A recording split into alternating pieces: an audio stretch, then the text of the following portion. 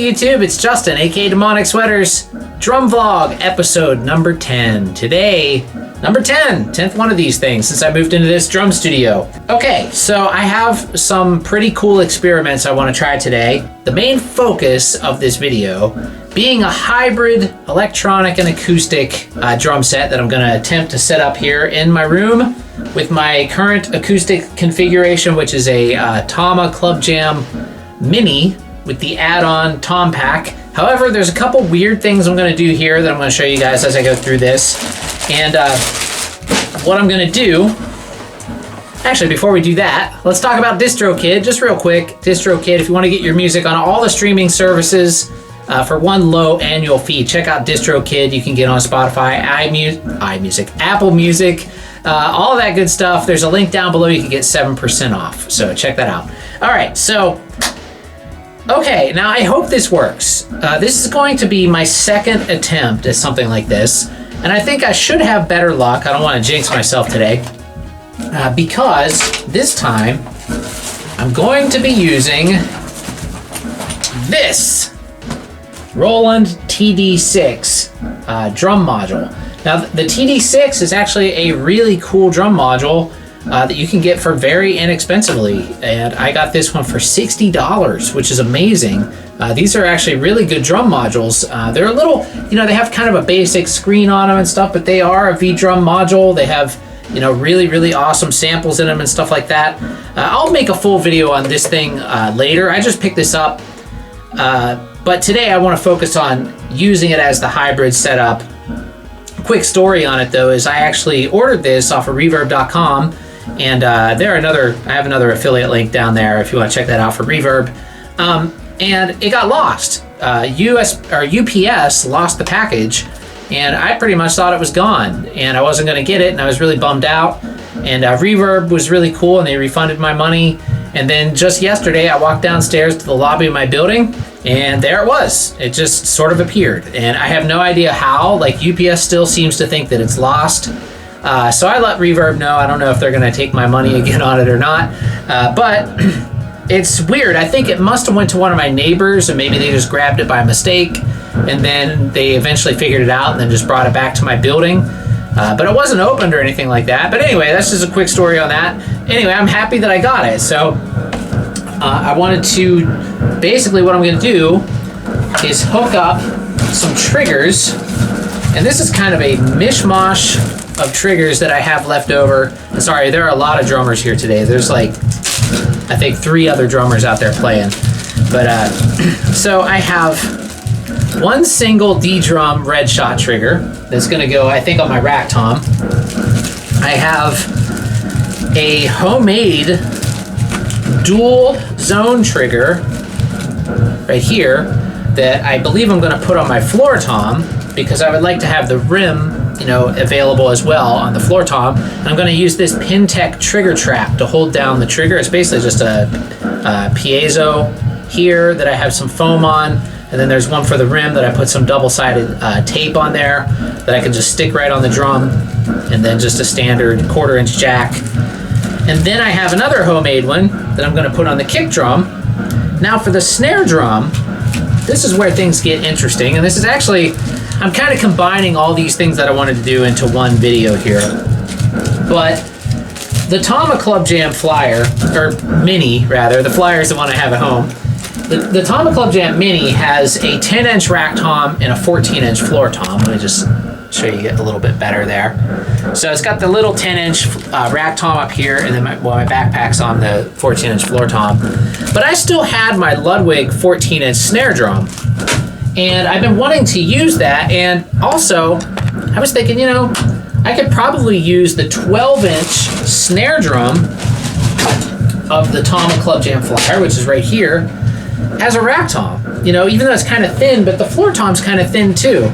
And plus I kind of like a wider diameter tom that I think I'll get a little bit of a more sustaining tone out of, and plus it'll probably have a good bit of attack. But again, it's good to have a trigger on it anyways. But anyway, this is like a lot of stuff I'm doing at once today. But so I was thinking that, and then I had my Ludwig snare at home. And so last night, I didn't document this, I was just kind of I got the idea real fast and just sort of did it. But last night I went ahead and converted my Ludwig, pull it out here, into a dual zone hybrid snare. So, and this actually, even though that's a D-drum red shot metal piece, this is actually a homemade trigger that I made. It's basically the same technique that I did on the other one there, and it's just got two piezos. There's one on the rim or one on the actual head of the drum here underneath this D-drum, and I'm using the D-drum thingy to hold it down. I tore out the original trigger in there. And then on the side, I didn't go into the drum, I just put it right on the side of the shell. There's another piezo right here, double-sided taped to the side of the drum. And these wires just sort of gaff taped on here, and then it's taped and it's homemade, but it doesn't look that bad. And then I have the jack right there on the side. So I plan on using this as my snare drum. Then I'm going to switch my 12-inch tom over as my rack tom, and then use my 14-inch floor tom. And I don't know if I'm going to keep it like that. I like the 10-inch tom, but I feel like it's just a little bit, the size difference between 10 and 14 is kind of drastic. And I'm thinking I would like the 14-inch snare. Well, plus I really love the way the snare drum sounds, and I just got a new head on it too. I got a Aquarian. This is my favorite, absolute favorite snare drum head, which is the Aquarian Studio X with the power dot center. These things just sound phenomenal. So I got that head, and then I converted it to a dual zone hybrid snare. And so I'm going to move the snare, 12-inch snare, onto... Oh, and the thing I forgot to mention, I know I'm jumping all over the place here, but it is what it is. The thing I forgot to mention, and the reason why I had that idea to begin with, and I think Tama even, it's almost like they're wanting you to do it, because they went ahead and put a tom mount on this snare. It just came like that. So I didn't have to modify it or anything. And then plus, I could have like one of those, Yamaha makes a kit that you can convert the floor tom, you can flip a snare drum on. Or Tama makes them too, they're called hyperdrive. So then I can even have a second snare, like deep sounding snare drum up here as my rack tom with just the flip of a switch. So it might create an interesting effect. So I'm gonna go ahead and start setting all this up. Now, I haven't really had a chance to play with the TD-6 that much other than just to test it to see if it worked. And it does work. So I'm going to have to do a lot of configuring here. Once I get all the triggers set up and the drum set up the way I want, I'm going to have to adjust all the parameters on the module, crosstalk and all that stuff, scan time, all that good stuff. But that's the reason why it's good to use a Roland module for this kind of thing, because when I tried this before, and the reason why I failed so miserably is I was using an Elisa's Nitro module, and they're not good. For this. They're a fine sounding module for what they are, but they don't have a lot of the features and a lot of the settings that you basically need for acoustic drum triggering, namely scan time, crosstalk, and what's the other one? Re-trigger settings. I think they have a crosstalk setting, but they don't have re-trigger or scan time or any of that other stuff, like the advanced stuff that, basically allow you to keep the drum from just not over-triggering or mis-triggering and stuff like that. The Roland modules all have it, including the TD-6. So this thing is what I heard, I thought sounded amazing. And what's really cool about these modules too is they have a lot of inputs. You can split the toms on them to 2 zones, and it's just really, really advanced for, being kind of a entry-level electronic drum module. But there's a lot of, I saw this on Justin's from 65 Drums on one of his history of electronic drums. There was a part about the TD-6, and I was like, wow, that thing looks really cool. So that's what got me interested in picking one up. So anyway, one last thing. I'm turning into Bonzolium here. One last thing I forgot to show you guys is check out this old Mapex bass drum pedal. This is another thing that I found on Reverb. And I bought it for another project, actually, that didn't end up working for. So I'm going to take my bass drum pedal from here in this studio and take it home for that project. And the reason, it's kind of complicated why it won't work. But so I'm going to try this one on this kit here. Just a little side note, but I think it's a really cool looking pedal. I've never seen an old Mapex like this. And the way the beater goes through like this part. It's really interesting. And actually that's why it won't work at home for what I want to do with it, because it's just too weird. But it seems like well, I'm going to see how it feels. We'll see. But it looks cool. Anyway, so let me set all this crap up, and I'm going to have to make space in here somehow. Oh, one other thing.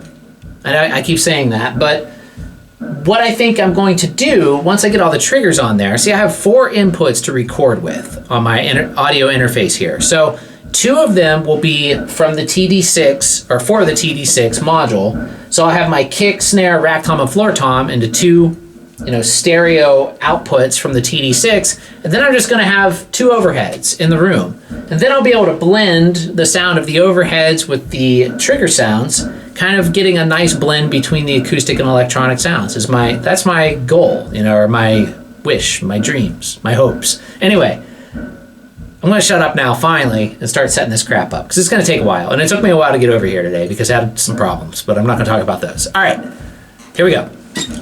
All right, guys, I got it all set up. It was a lot of work, but it seems like it was worth it, because it is working pretty darn good. Let me just show you everything I have, how I have it configured here, and just talk about a couple little caveats. Is that a word? Caveats? Things I ran into. Okay, so first off, there's the module mounted over there. And first thing, I had to get rid of all the cases in my room, because there's just no space in this thing. And actually, that was like the most difficult part about all this, was just clearing enough space to work, which is always a problem in this room because it's tiny. It's like 6 by 5 by 5 feet. But anyway, I just threw the cases, my drum cases, in the trunk of my car, and I guess I'm taking them home, because I don't really know what to do with them. But anyway, once I did that, so I hooked up all the triggers. The dual trigger on the snare works fine. Actually, it works really good. There's the old snare as the rack tom, and now you can see if I back out, now it's kind of like closer to jazz bebop sizes now. We have a 14-inch snare, 12-inch rack tom, 14-inch floor tom. And then all the triggers worked good, except for one thing I noticed. I had to, basically I cut the second zone off of the floor tom, because, actually now I realize I didn't have to do that. I just snipped the wires, but I could have left it on there. Because really the way that these inputs are designed on the TD-6, not the TD-6V is a little different. It will accept rim zones, but this one won't. It only accepts, it's made basically to split the tom inputs, to use 2 toms instead of 1.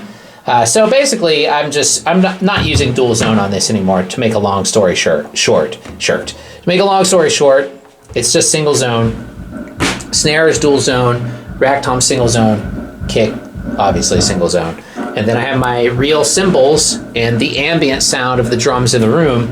And listening on headphones, it sounds damn cool, like really, really cool. So I'm going to record some of it and let you guys hear what it sounds like, and just kind of go through some of the different drum sounds. And then I'll switch back and forth between just room mics and module sound as well. One thing that I messed up, is I forgot to bring my thumb drive for my computer. So I'm gonna have to, I don't know, I hate it when I do that, because the internet is really slow here. So to upload a whole project to the Google Drive or something takes forever. So I might just take the whole laptop home, but it's just annoying. I can't stand it when I do that. I thought I had an extra one in my bag, but apparently it's not there. I must have taken it out for some reason. But I thought I put one in there for this very reason. But anyway, I'm really happy though. It sounds awesome, and it's really cool. The hybrid setup is actually working. I had to do some trigger adjustments, with the module itself, scan time, re-trigger, all that stuff that I was talking about, to get everything triggering accurately.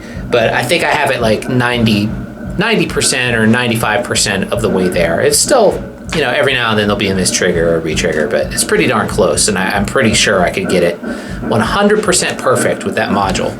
And it's a cool, I think it's perfect for this, because it's not real big, and I don't need a ton of inputs, because I'm only using the drums. I'm not using the cymbals, even though it does have quite a bit of inputs, surprisingly. But anyway, I'll shut up. I'm sure you guys want to hear this.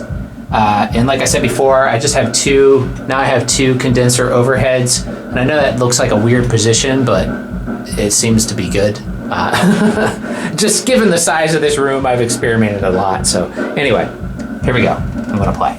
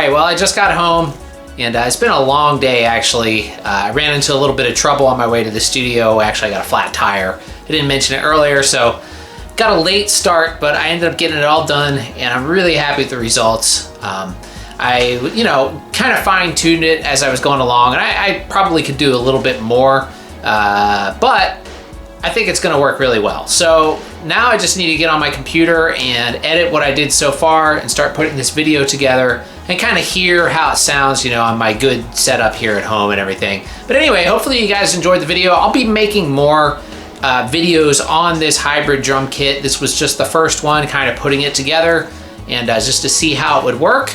But I am very happy with it, and I think the TD-6 module is going to be really, really good for this. And I'm really happy that it did show up eventually, so that's really cool. Anyway, thanks for watching, everybody. Don't forget to subscribe. Click the bell icon and the like button so you get notified every time I upload new content, as well as follow me on Spotify. There's a link down below where you can follow me and check out my latest album, which is coming out on December 4th, called Can You Draw Me? So anyway, thanks, guys. See you really soon. Later.